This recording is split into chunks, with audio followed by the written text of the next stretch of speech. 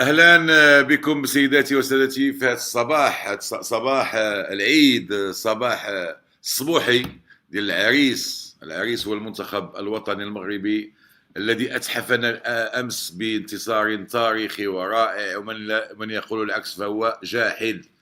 إن الفوز على منتخب سيطر على الترتيب العالمي لمدة 6 أو 7 سنوات، ولحد الآن كان لا زال في الصف الثاني عالميا. لذلك المغرب ربح حوالي 30 نقطة، جعلتنا نرتقي للصف 18، وخصوصا ندخل لخانة الفرق الكبرى التي عندها أكثر من 1600 نقطة. يعني من الآن إلى استمرينا في الانتصارات ندخلوا العشر الأوائل إن شاء الله عن قريب. في هذا اليوم بغيت نتكلم على ما هو خارج كرة القدم تقنيا. بغيت نتكلم على 3 ولا 4 الحوايج أثاروا انتباهي البارح وجعلوني أفتخر بمغربيتي وأفتخر بوطنيتي. الحاجة الأولى هي الجمهور المغربي اللي جاء بجميع يعني بجميع الجهات ديال المغرب. جمهور يحب جميع الفرق المغربيه. هذاك القضيه ديال راه رجاويين مقلقين دوك ما يشجعوش المنتخب المغربي ولا الوداديين ولا هذا، ما كانش البارح. الدليل ان الاغاني دراجه كلها تغنات في سوق واقف. الدليل هو ان الكابو دراجه كان حاضر، وكان بجوار الكابو ديال الوداد، ماشي الكابو. كانوا بزاف ديال الرجاويين تيغنيو الكابو. ما تعرفش الكابو الحقيقي الان دراجه، ما نعرف سكوادرا ما شفتوش، ولكن يعني كانت اغاني او الاناشيد رجاويه، كانت وداديه، كانت بجميع مناطق المغرب. كان الجمهور الحسني الاكادير جايب الاعلام الامازيغيه.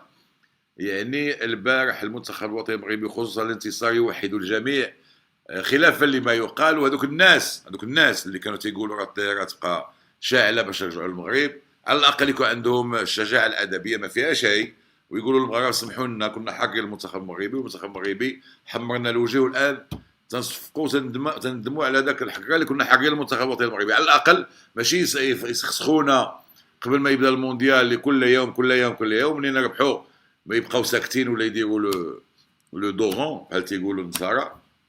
يعني تيديروا تيدوروا ظهرهم باش يدوزوا ما نشوفوهمش. على الاقل يكون عندهم الشجاعه الادبيه باش يقولوا لنا كنا غالطين. وكما كان الحال البارح في الملعب بان حتى من الصحفيين الناس تسطاو والناس حماقوا، كاين اللي بكى، كاين اللي بقى يضرب في راسو. يعني داك واحد الفرحه جنونيه تتبين بان المغربي واخا تينقر تيبقى مغربي وتيبغي بلادو.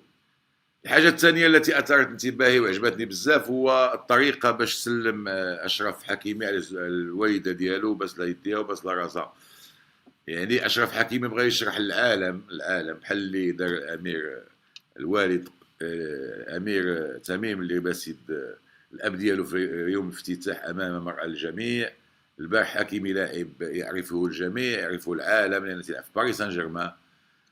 حكيمي البارح باغي يقول لهم لين ما وصلت لا في باريس سان جيرمان ولا في اي فريق اخر ولا في المنتخب الوطني المغربي تتبقى امي هي امي.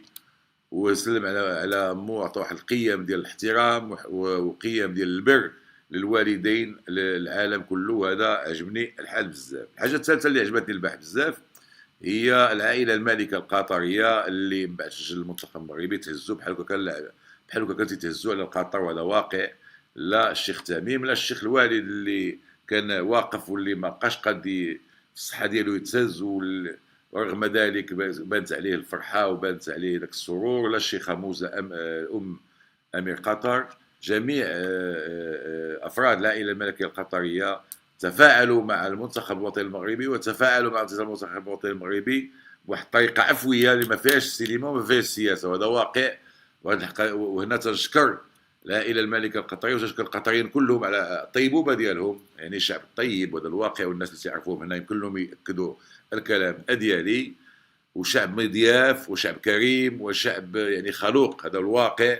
فشكرا قطر على استقبال، وشكرا قطر على دعم الفرق العربيه، وخصوصا الدعم ديال المنتخب البلادي اللي هو المغرب.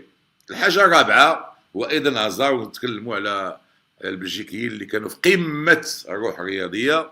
انا سمعت كورتوا في لا زون ميكست، يعني في المنطقه المختلطه، تيتناقش مع الصحافه البلجيكيه. واحد الساعه واحد البلجيكي قالت له شنو هو السبب الرئيسي وراء الهزيمه امام المغرب؟ قال له السبب الرئيسي هو قوه المنتخب المغربي، وما تخبعش وراء لا حكام لا ظروف لا جمهور لا والو. قال لهم المغاربه كانوا افضل منا ويستحقون الانتصار.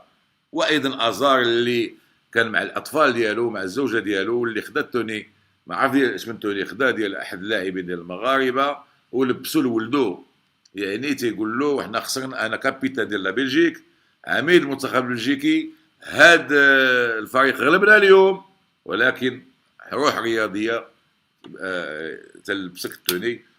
ويمكن كاع ولدو يكون عجبو المنتخب الوطني المغربي وبغى يلبس التوني المنتخب الوطني المغربي. تنظن كان شي لاعب مغربي دارها.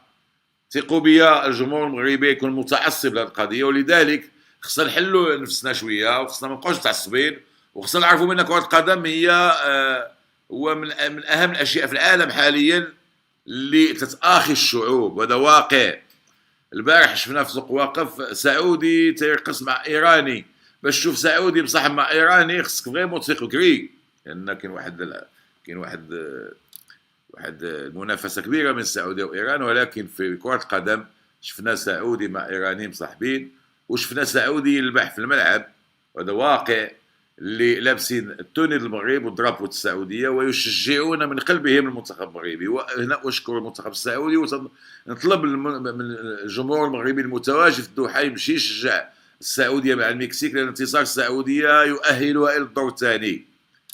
السعوديين كانوا معنا، نقول لك جميع العرب، ولكن السعوديين بانوا معنا قلبا وقلبا بدون يعني جميع السعوديين اللي تلاقينا كانوا مع المغرب، وهذا واقع ما خصناش ننكروه، وخصنا نمشيو نشجعوا السعوديين.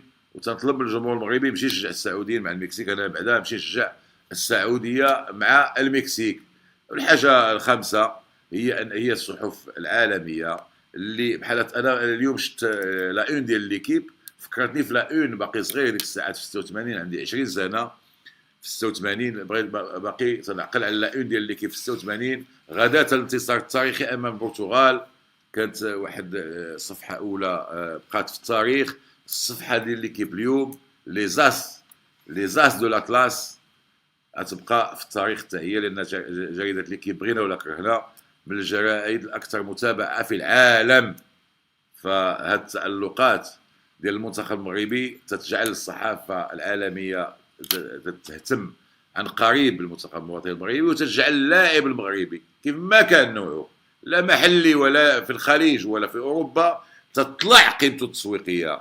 تيولي تيبغي شي فريق يجيب لاعب، تيولي تيجيب لاعب مغربي اللي عاد الفريق ديالو فاز على بلجيكا ويقدر ان شاء الله، وهذا ما نتمنى، يكمل في الصف الاول في هذه المجموعه ديالو. قبل ما ننهي الفقره اليوم نشير فقط الى الحسابات اللي تدار في المواقع الاجتماعيه ما عندها حتى معنى، لسبب بسيط، هو ان في حاله تعادل او تعادل فريقين في مرتبه واحده نلتجئ اولا للنسبه العامه، اي للفرق بين الاهداف المسجله والاهداف المسجله عليك، وتندوزوا الاحسن هجوم، عاد تمشوا للنسبه الخاصه. وبالتالي بما ان حنا وكرواتيا في صف واحد وبلجيكا تبعنا بنقطه، فكجميع الاحتمالات موجوده. يعني التعادل ديالنا والانتصار يعني التاهل بدون مناقشه او بدون نقاش، ولكن الهزيمه ديالنا لا قدر الله مع كندا وما عندنا لاش نفكروا فيها، سا ديبون بشحال نخسروا بشحال تربح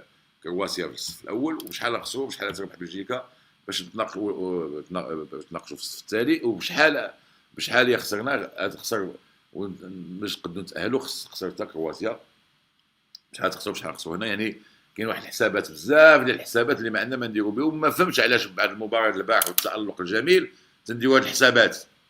شكرا وعاش المغرب والى اللقاء.